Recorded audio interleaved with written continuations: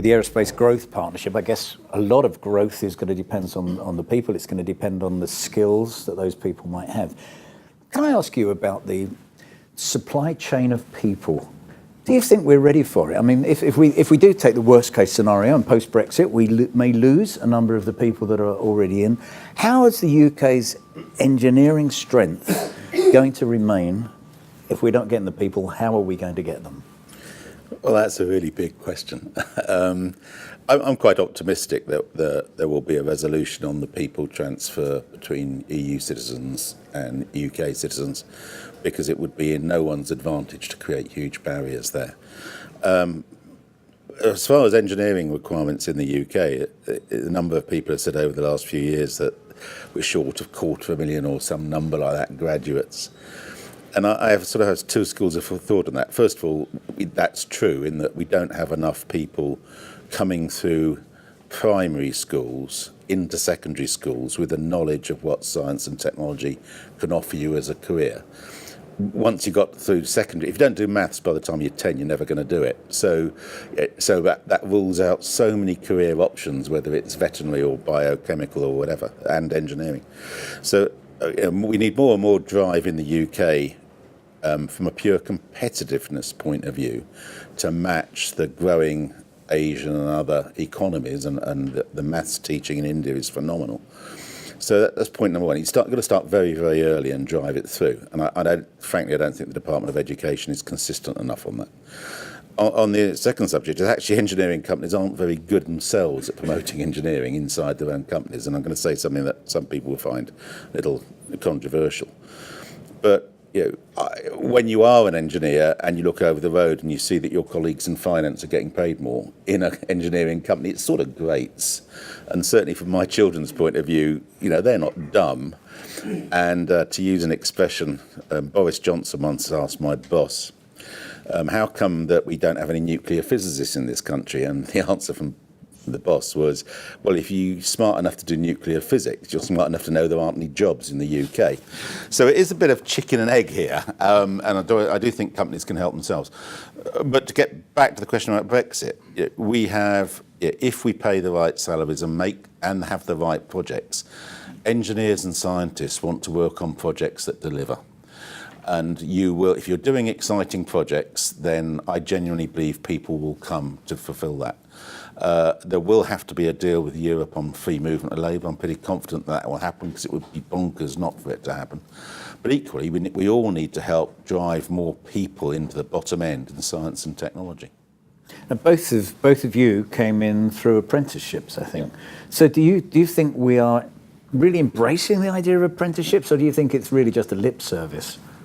Well, we've been talking to a couple of government ministers recently about the apprentice levy, and language that I used 6 months ago was now publicised last week by other people, that the apprentice levy at the moment is just another tax.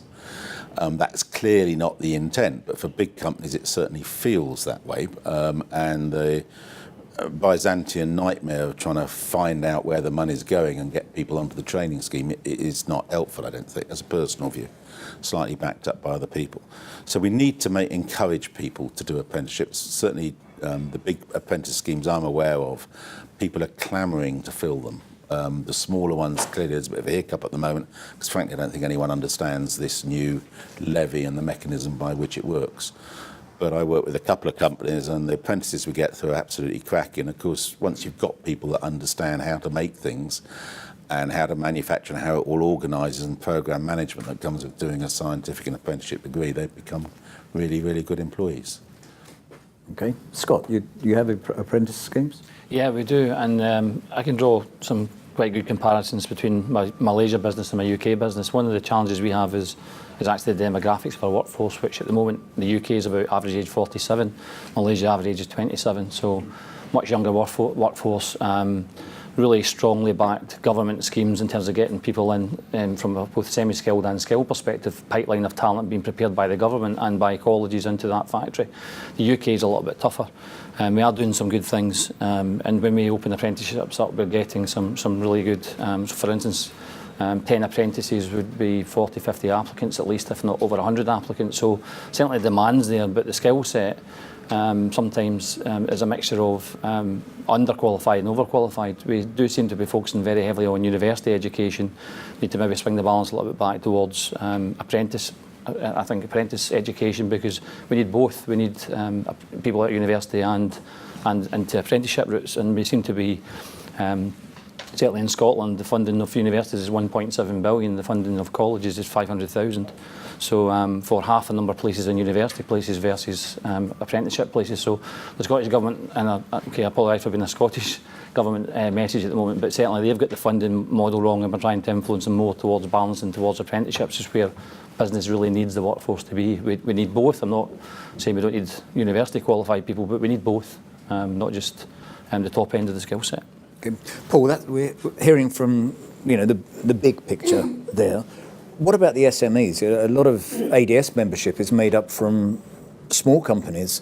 What's your feedback there, and what do we need to be doing to make change? I think what we've seen, and it's sort of echoed in the comments from Scott and Colin, which is the larger businesses, if you like, brands that people know and love, do not have problems attracting certainly apprentices, indeed graduates and postgraduates, because those businesses have a track record that is known and understood. I think where we do face more challenges is as if you like, down into the supply chain, where the brands of the companies is not so strong. Those who don't necessarily, the 1 in 10 that might be going to Spirit or Rolls Royce or any other major brand, don't naturally go, oh, I've not got in there. So what I'll now do is go to a business that I know works with, Rolls Royce or one of the others. Their tendency is to go, oh, well, I've not got what I wanted. I'll go into, another sector or do something different. So I think the supply chain does find it more difficult to access high quality apprentices. Some of that's as well down to the fact that they don't necessarily have all of the resources to organise and orchestrate that activity. Some do and do a good job, but the majority, particularly those that are perhaps growing quite quickly, are kind of busy chasing everyday business and don't necessarily have the opportunity to organise as well as they might. So I think there are things we can do. In the end, it comes back to the point that Colin made. We have to expand the pipeline of young people who see engineering and manufacturing as a career. There is tough competition. Aerospace is growing quickly, but there are a number of other high growth sectors as well in the UK. Automotive has done well in recent years, motorsport, a whole range of other areas. Nuclear, civil nuclear is going to be, potentially a significant growing industry in the coming years. So we, from an aerospace point of view, do have to fight our corner in making sure that our proposition to those young people is a good one. But I think there is a broader collective action for the UK, which is just to put more value on careers in manufacturing and engineering. I think, for a long period of time, even when I was a younger person, which was many, many years ago, if you were at school, there was just a general dissuadement, if you like, from pursuing a manufacturing or an industrial career, because other things were seen to be either paying more money or seemed to be offer better prospects. And I think the truth of the matter is that careers in manufacturing and engineering are good long-term high value opportunities. And I think we need to do more to articulate that to young people.